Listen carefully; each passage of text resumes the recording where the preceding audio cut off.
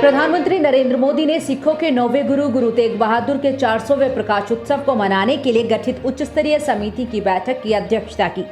Corona काल में video conferencing के जरिए हुई इस बैठक में पीएम मोदी के अलावा केंद्रीय गृह मंत्री अमित शाह और पंजाब के मुख्यमंत्री कैप्टन अमरिंदर सिंह सहित पूर्व पीएम मनमोहन सिंह, राज्यसभा सांसद सुखदेव सिंह ढींढसा शामिल हुए। इस मौके पर पीएम मोदी ने कहा कि गुरु तेग बहादुर जी के 400वें प्रकाश पर्व का अवसर आध्यात्मिक सौभाग्य भी है और राष्ट्रीय कर्तव्य भी। हमें गुरु तेग बहादुर के जीवन और सबक को इन समारोह के हिस्सों के रूप में पूरी गुरु परंपराओं के साथ लेना चाहिए। पीएम मोदी ने आगे कहा कि बीती 4 शताब्दियों में भारत का कोई भी कालखंड, कोई भी दौर ऐसा नहीं रहा जिसकी कल्पना हम गुरु तेग बहादुर जी के प्रभाव के बिना कर सकते हो। नवम गुरु के तौर पर हम सभी उनसे प्रेरणा पाते हैं। गुरु तेग बहादुर जी के 400वें प्रकाश पर्व का ये अवसर एक आध्यात्मिक सौभाग्य भी है और एक राष्ट्रीय कर्तव्य भी है।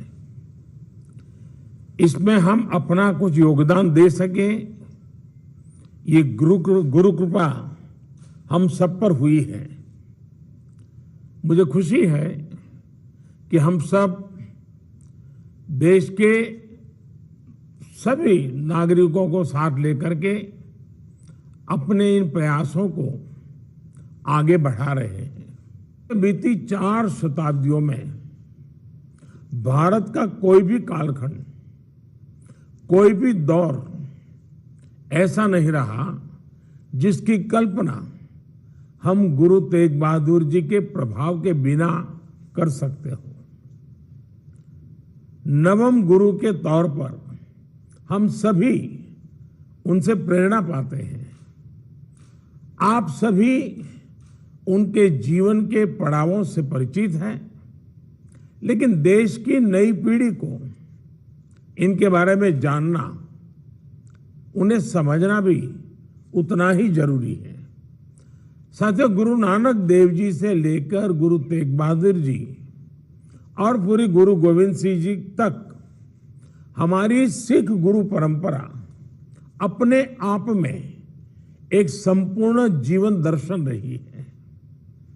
ये सौभाग्य है कि गुरु नानक देव जी का 550वां प्रकाश पर्व, गुरु तेग बहादुर जी की 400वीं जयंती और गुरु गोविंद सिंह जी का 350वां प्रकाश पर्व मनाने का अवसर हमारी सरकार को मिला है।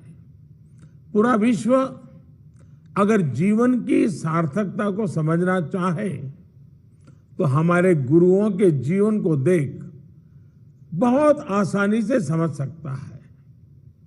उनके जीवन में उच्चतम त्याग भी था, तितिक्षा भी थी।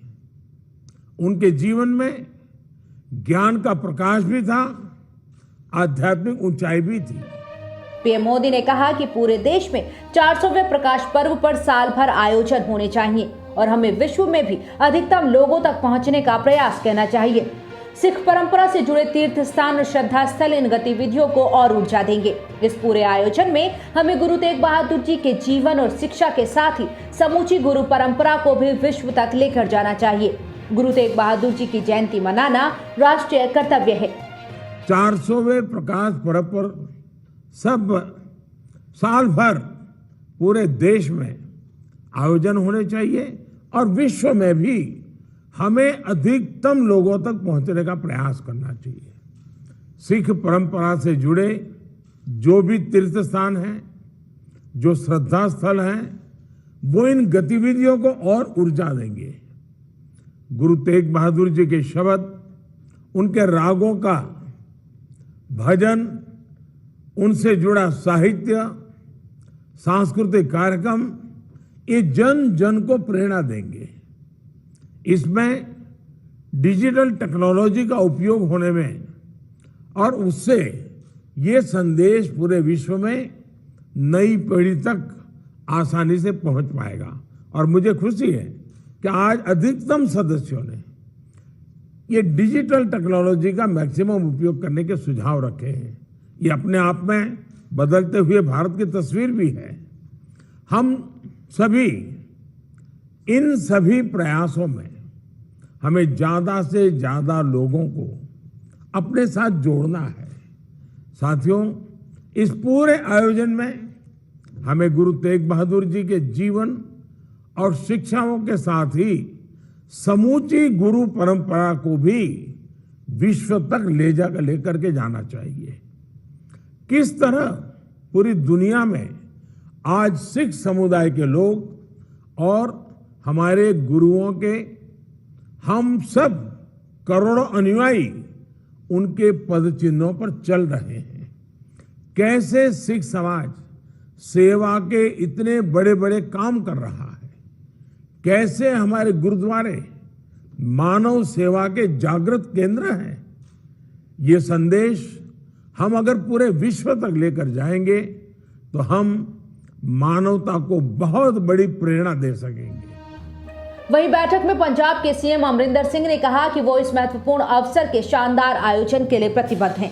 उन्होंने पीएम मोदी से सिखों के 9वें गुरु की 400वीं वर्षगांठ के उपलक्ष्य में आयोजित होने वाले विभिन्न कार्यक्रमों के तहत प्रस्तावित योजनाओं के लिए 937 करोड़ रुपए मंजूर करने की अपील की। इसके साथ ही सीएम अमरिंदर ने पीएम मोदी से श्री आनंदपुर साहिब को स्मार्ट सिटी बनाए जाने की भी मांग की है।